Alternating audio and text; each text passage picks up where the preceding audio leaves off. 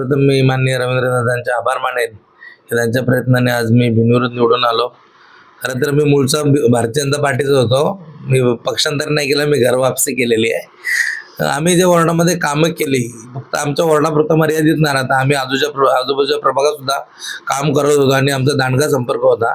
त्याच्यामुळे आम्हाला लोकांनी विश्वास दाखवला आणि मनोज तर माझा लहानपणीचा मित्र आहे. मनोज आणि माझे सगळे मित्र कॉमन फ्रेंड आहोत आम्ही. त्याच्यामुळे आपसामध्ये काही मनं दुखावली जाऊ नयेत म्हणून मनोजनी माघार घेतली. त्याबद्दल मनोजचे सुद्धा मी मनापासून आभार मानतो. तुम्ही या ठिकाणी जे डोंबिवलीचे शहर अध्यक्ष आहे मनसेचे त्यांचा उल्लेख केलेला आहे.